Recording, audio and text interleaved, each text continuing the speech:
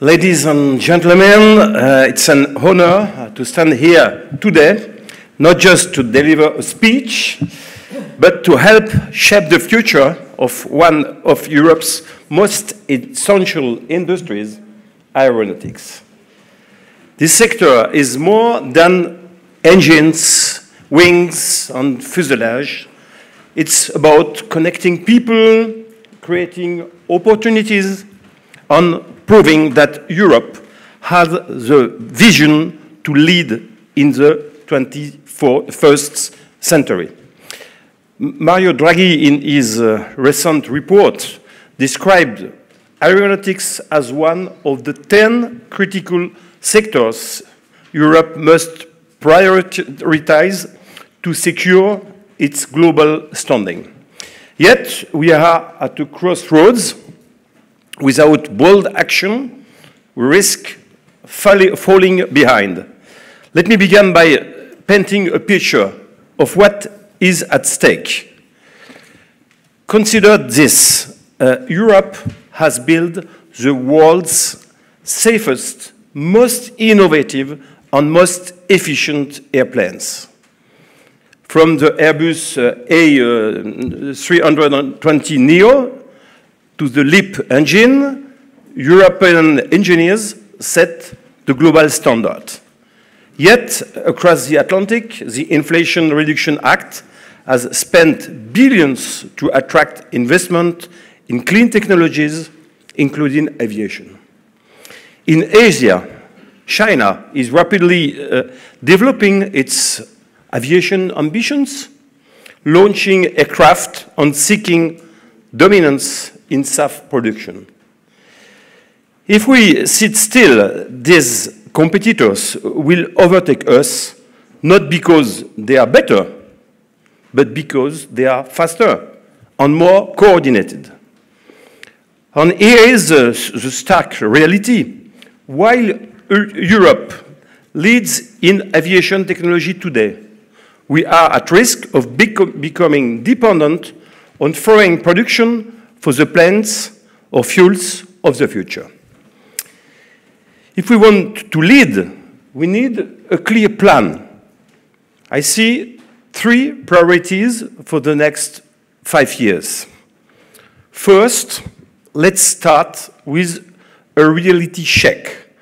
The clean aircraft, the one capable of emitting 0 emissions, is not yet here. Europe leads the world in its design and development, but this leadership is fragile. Other regions are trying to catch up, heavily subsidizing their aviation sectors and prioritizing innovation.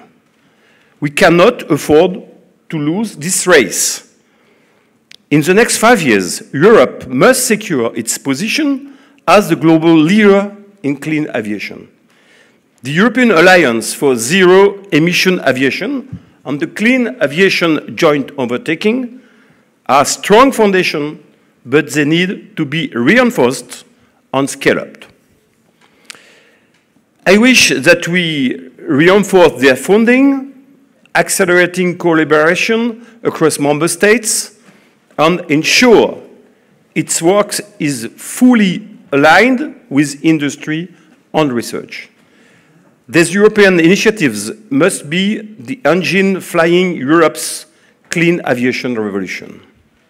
By empowering the Zero Emission Alliance, we can ensure Europe not only competes, but sets the global standard.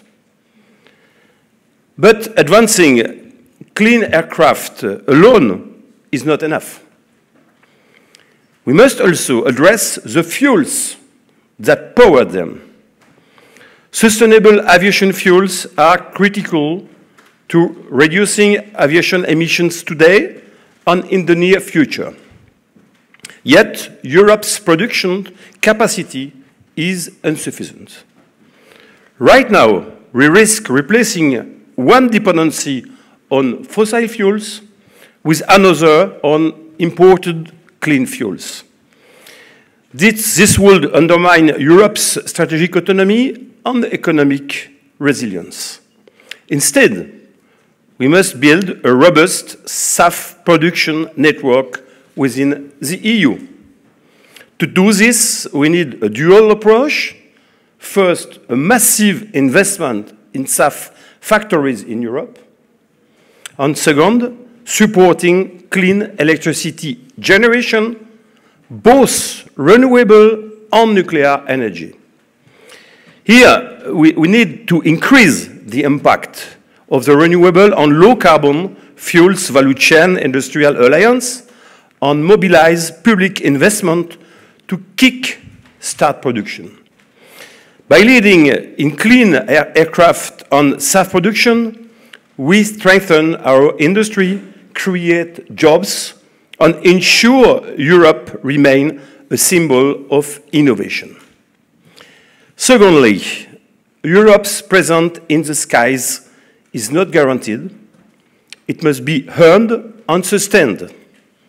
Our aviation network is the backbone of the continent, connecting people, businesses, and ideas. Yet, geopolitical shifts and increasing competition mean we cannot take this leadership for granted. One key step forward has been the recent reform of the single European sky. I applaud this achievement as it promises to modernize our air traffic management. However, I must be honest, this reform does not go far enough. We had the opportunity to be bolder, to integrate more effectively, and bring about transformative changes. That's why I believe the work must continue. We need to continue to improve how our European sky works. The inefficiencies of fragmented airspace cost airlines €1 billion annually and add unnecessary emissions. In parallel, we must accelerate the deployment of initiatives like CESAR. This project, CESAR, is a model of European excellence using cutting-edge technology. Finally, let us not forget the value of European satellite technologies. Galileo and EGNOS are key assets that must be fully integrated into our aviation systems. These satellites enhance navigation, improve safety, and reduce fuel consumption, making them indispensable to the future of aviation. As a member of the European Parliament, very involved in space affairs, I will push for an acceleration of EGNOS deployment, especially in the north of Europe. But also the production of EGNOS V3 that will take into account multiple constellations and that will facilitate the life of pilots. Thirdly, my third idea is that the resilience of Europe's aviation sector depends on controlling its future. The pandemic exposed vulnerabilities in global supply chains, with production stops impacting critical components. Geopolitical tensions have further highlighted the risks of relying on non-European suppliers for vital technologies. To address this, we must prioritize relocating strategic production in Europe. This includes engines, advanced composites, and fuels systems. Scaling up SAF factories and clean hydrogen plants will not only secure greener energy, but it will also create thousands of high-quality jobs, revitalizing local economy while improving Europe's competitiveness. Investing in a skilled workforce is equally essential. Education on training tailored to the aeronautics sector will ensure we have the engineers, technicians, and researchers needed to innovate and manufacture at scale. This relocalization effort requires strong public-private partnerships. EU initiatives like the Net Zero Industry Act are vital for streamlining, permitting, and encouraging investment. But I believe that they must be matched with public financial support from instruments. Of course, via the European Investment Bank and InvestEU today. But tomorrow, I hope that we can count on a new EU competitiveness fund that could help the sector in its transition.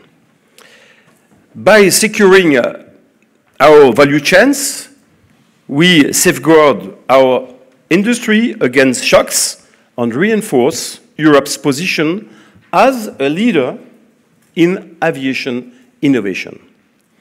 Resilience must be proactive, ensuring Europe remains a hub of excellence and autonomy in an unpredictable world. Ladies and gentlemen, building resilience and leading in clean aviation require a clear and unified European strategy. Unlike the automotive or maritime sectors, aviation still lacks a dedicated European industrial strategy. This is a big mistake that needs to be fixed fast. During the recent hearings of EU commissioners, I challenged Commissioner-designate Stéphane Séjourné directly on this point. The good news is that he publicly agreed to delivering a comprehensive strategy for aviation, especially in the Clean Industrial Deal. We must now hold the new European Commission and ourselves accountable for turning this into concrete action in the next months. This European strategy must be ambitious and cohesive. It should build on existing initiatives like the Alliance for Zero Emission Aviation and the Clean Aviation Programme, ensuring that efforts are coordinated, not fragmented. Fragmentation costs us time, resources, and momentum. To conclude, let me step back and reflect on the role of civil aeronautics and the challenges it must overcome. Civil aeronautics is about more than airplanes. It's one of the few sectors where we still hold a significant global advantage. But that leadership is not guaranteed, and the industry cannot rely on its past achievements. Like every other sector, aviation must undergo its own revolution to drastically reduce emissions and align with Europe's climate goals. Imagine a Europe where every airplane in the sky tells a story of ingenuity and sustainability. It demands action, decisive, coordinated, and European. The stakes are high, but so too is the opportunity to ensure Europe's aviation sector doesn't just adapt to the future, but helps define it. Here, you can count on my full support. Thank you very much for your attention.